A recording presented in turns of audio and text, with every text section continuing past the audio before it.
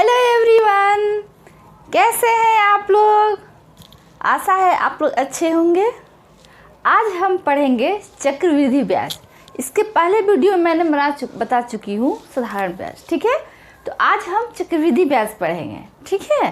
तो चलो देखते हैं कैसे होता है चक्रवृद्धि ब्याज।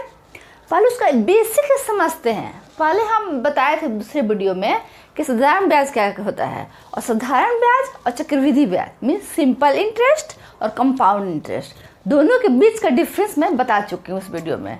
आज मैं सिर्फ आपको बताऊंगी कंपाउंड इंटरेस्ट होता क्या है और कंपाउंड इंटरेस्ट कैसे निकालते हैं, ठीक है। तो यहाँ पे क्वेश्चन दिया हुआ है, देखिए कि 4,000 रुपये का 10% वार्षिक ब्याज की दर से 3 वर्ष का चक्रवृद्धि ब्याज ज्ञात करें, ठीक है।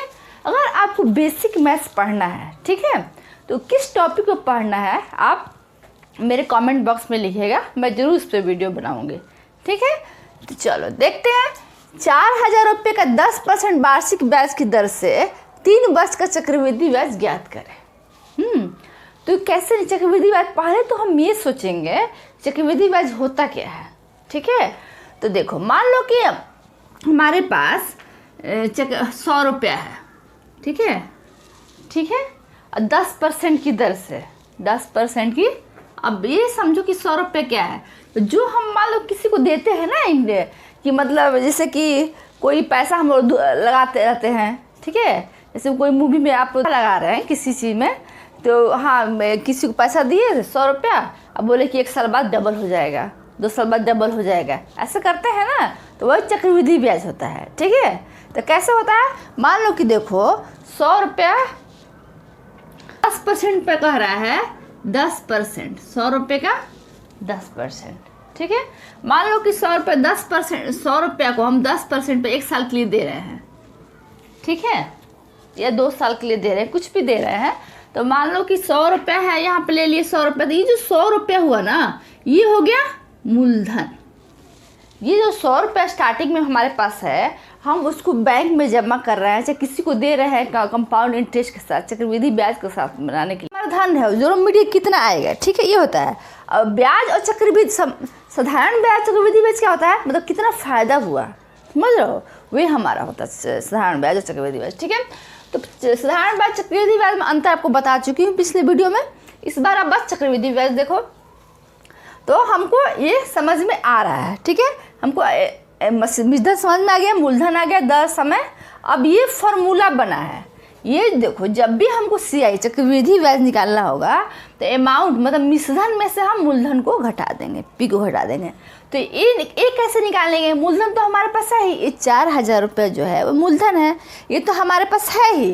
तो हम अब कैसे निकालेंगे, तो निकालने का ये फॉर्मूला हुआ P1 + R/100, ठीक है। P तो मूलधन है 1, R क्या है, ये रेट है, R कैपिटल से मैं डिनोट की हुई, ये स्मॉल भी हो सकता है, ठीक है। तो ये क्या हुआ, R रेट है, और N क्या है, टाइम है, और नीचे 100 हो जाता है 1/100R, ठीक है।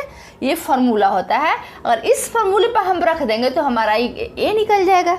जब हमारा A निकल जाएगा मतलब कि मिश्रधन निकल जाएगा, अमाउंट निकल जाएगा, तो हम उसमें से प्रिंसिपल को हम माइनस कर देंगे, मूलधन को माइनस कर देंगे, तो फिर हमारा आ जाएगा। समझ रहे हो आप, क्लियर हो रहा है आपको, ऐसे समझो। तो ये होता है चक्रवृद्धि ब्याज। अब इसमें क्या है कि चक्रवृद्धि ब्याज के क्या होता है, कैसे होता है, मैं बता रही हूँ कि मतलब साधारण ब्याज चक्रवृद्धि ब्याज में अंतर क्या है। अब सोचोगे ना ये बात कि अंतर क्या है, तो इसमें क्या होता है कि देखो मान लो कि ये क्वेश्चन है ऐसा कि 100 रुपया 10% 2 साल के लिए, ठीक है। तो अगर साधारण ब्याज में कहता है तो हम ऐसे क्या कर देंगे, 100 × 10 × 2 / 100, मतलब PRT / 100, ये हमको SI निकल जाएगा, मतलब कि ब्याज निकल जाएगा। इसको हम काट देंगे तो 20 रुपये हो गया, ठीक है। तो और हम 2 साल बाद कितना दे देंगे, 100 है और 20 जोड़ देंगे, 120 रुपया हम दे देंगे सीधे। ये साधारण ब्याज हो गया। लेकिन अगर चक्रवृद्धि ब्याज से दे रहा होगा तो हम कैसे करेंगे, ये हमको सोचना है। तो चक्रवृद्धि ब्याज से अगर 100 रुपये का है, 10% 2% पे देना है साधारण ब्याज में, तो हम कैसे निकालेंगे, ब्याज निकाल लेंगे। 100 100 10 2 / 100 काट देंगे तो 20 रुपये हमको इंटरेस्ट आएगा, 20 रुपये आएगा ना। और मिश्रधन क्या होता है, मिश्रधन मतलब होता है ना, ये मिश्रधन = P प्लस इंटरेस्ट होता है, मिश्रधन का फॉर्मूला होता है P प्लस इंटरेस्ट, समझ रहे हो आप।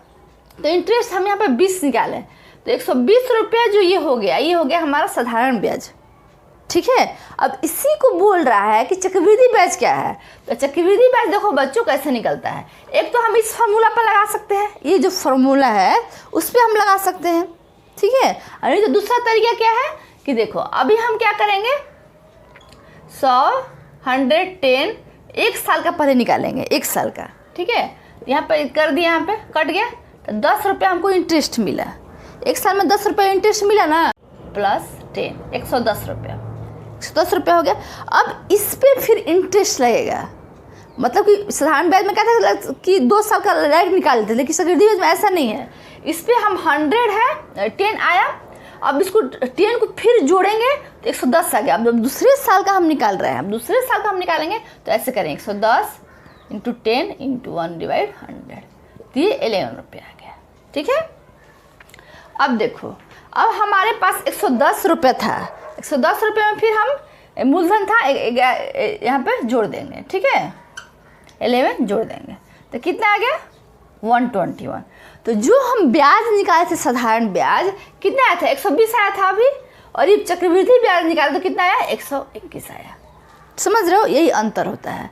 इसको हम देखो ऐसे 2 स्टेप में हम निकाले ना, 2 वर्ष का दिया है तो हम 2 स्टेप में निकाले, जैसे कि 100 करके 10 फिर जो आया उसको जोड़ दिए 100 में 110, फिर उस पर हम निकाले तो 121 आया, ठीक है, आया ना ये हमारा। तो हमारा चक्रवृद्धि ब्याज कितना हो गया, CI = इसमें से 121 में से हम माइनस कर देंगे 100 को, तो 100 है ना यहाँ पे, तो 121 रुपये आ गया, ठीक है। ये हमारा चक्रवृद्धि ब्याज आ गया। इस तरीक़े से अगर हमको डायरेक्ट करना है तो डायरेक्ट हमारे पास फॉर्मूला, क्योंकि इतना बहुत बड़ा हो जा रहा है, एक साल का निकालो फिर जोड़ो फिर दूसरे साल का निकालो, बड़ा हो जा रहा है ना, तो हम क्यों ना हम इजी तरीके से बनाए, तो इसी के लिए फार्मूला बना है, ठीक है। तो इसमें क्या करेंगे, देखो अब हम A निकाल लेंगे, पहले ये P कितना है 100 है, P यहाँ पर 100 रख लेंगे, 1 R कितना है 10/100, और N कितना है 2 रख लेंगे 100, इसको काट देंगे यहाँ पे 1/10, 100, 10 को 1 से इसे LCM ले लेंगे, तो यहाँ पे जब करेंगे तो यहाँ कुछ नहीं है तो 1 है, 10 1 को LCM ले लेंगे तो 10 ही हो जाएगा यहाँ पे, और 1 को 10 से डिवाइड करेंगे तो 10 आएगा, यहाँ पे 10 रख देंगे, और 10 को 10 से डिवाइड करेंगे तो 10, यहाँ पे 1 आ जाएगा, ठीक है। तो अब इसको 2 बार ऐसे करेंगे, तो देखो 100 × 11, इसको 2 बार, स्क्वायर ये दिया हुआ है ना 2 साल का है ना, 2 बार ऐसे दिया रहता है, तो 100 11/10, 11/10 ये कट गया, तो 11 को 11 से फिर मल्टीप्लाई कर देंगे तो कितना आ गया, देखो 121 आया कि नहीं आया। यहाँ पे तुम्हारा जो आया हम मल्टीप्लाई किए तो अमाउंट हमारा पे कितना आ गया 121 आ गया, ठीक है। क्लियर हो रहा है बच्चों। फिर जोड़े से क्या निकाले, तो CI निकाले तो 121 में से 100 माइनस किए तो 21 आ गया, मतलब अमाउंट में से प्रिंसिपल माइनस किए तो 21 आया था CI, ठीक है। अब इसे तो डायरेक्ट मेथड, क्योंकि इतना इसमें लंबा करना पड़ रहा है तो हम डायरेक्ट मेथड से कर देंगे, ये फार्मूला लगा देंगे AP1R/100, ये फार्मूला हम लगाए तो उसमें हम जब सॉल्व करेंगे तो उसमें भी सेम ही आया, देख रहे हो ना, इसमें 121 आया था अमाउंट, इसमें भी अमाउंट 121 आया। अब हमको अमाउंट 121 आ गया, उसमें से P माइनस कर देंगे, दिया हुआ है ना CI = A - P, तो CI = A - P, तो यहाँ पे एक कितना है 121 आया है, उसमें सब P को 100 को हम माइनस कर देंगे तो हमारा आ जाएगा यहाँ पे 21। क्लियर हो रहा है, क्लियर हो रहा है बच्चों, समझ में आ रहा है आपको। चलो अब हम आपको ये सारा कंसेप्ट क्लियर हो गया, तो अब मैं ये बताती हूँ ये क्वेश्चन कैसे बनेगा, जो ऊपर वाला क्वेश्चन है अब इसको हम सॉल्व करते हैं। अभी तो मैं आपको थोड़ा बताइए, अब हम ये क्वेश्चन सॉल्व करेंगे, ये क्वेश्चन सॉल्व कैसे होगा, ठीक है। तो चलो देखते हैं कैसे होगा।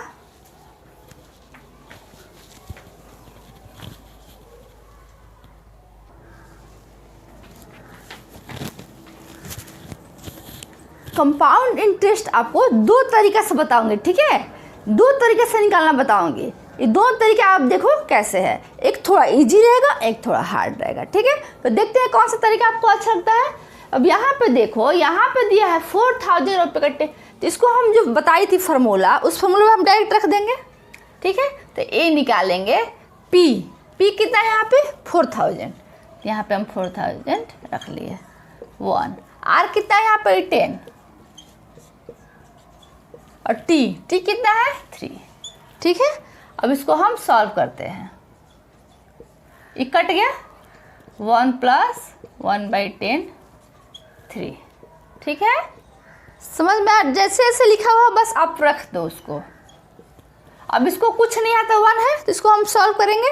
तो 1 और 10 को एलसीएम ले लेंगे तो 10 आएगा, तो यहाँ पर हम 10 रख देंगे। 1 को 10 से डिवाइड करेंगे तो 10 होगा, तो यहाँ पर 10 + 1। अब यहाँ पे देखो 4000 11/10 का पावर 3। अब ये 3 पावर है, मतलब 3 बार से उसको मल्टीप्लाई करना है, 3 टाइम्स उसको मल्टीप्लाई करना है, ठीक है।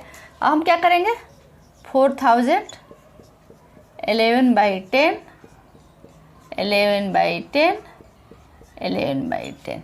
अब 1 0 से 1 0, 1 0 से 1 0, 1 0 से 1 0 कट गया, ठीक है। अब देखो 11 को 11 से 4 को 11 से करो तो ये 44, और 11 से 11 से करो तो 121, ठीक है। अब इसको हम मल्टीप्लाई करके यहाँ लिख देंगे। देखो 121 44 को मल्टीप्लाई करो, 484 484 5324। तो ये मेथड से हम जब हम बनाए तो हमारा कितना आया 5324। ये हमारा मिश्रधन आया। हमको क्या निकालना है, चक्रवृद्धि ब्याज। तो कैसे निकालेंगे चक्रवृद्धि ब्याज, अब जब मिश्रधन आ गया तो उसमें से मूलधन माइनस कर देते हैं, ठीक है। मिश्रधन में से मूलधन माइनस कर देंगे, चक्रवृद्धि ब्याज निकल जाएगा। 24 में से ये 4000 है, इसको माइनस कर देंगे, कितना आ जाएगा 1324। समझ रहे हो आप, क्लियर हो रहा है कंसेप्ट। तो देखो इसको मैं इस तरीके से मैं बताई। एक जो दूसरा तरीका था जो मैं बताई थी ना, स्टेप बाय स्टेप है, तो उस तरीका से भी अगर बनाओगे, जो मैं पहले बता चुकी थी तरीका, अगर आप उस तरीका से भी बनाओगे तो सेम ही आएगा, ठीक है। कोई ज़्यादा डिफरेंस नहीं आएगा। समझ रहे हो, क्लियर हो रहा है कंसेप्ट। तो चलो, अगर आपको अच्छा लग रहा है तो आप मेरे चैनल को सब्सक्राइब करो और अपने दोस्तों के साथ शेयर भी करो। Thank you.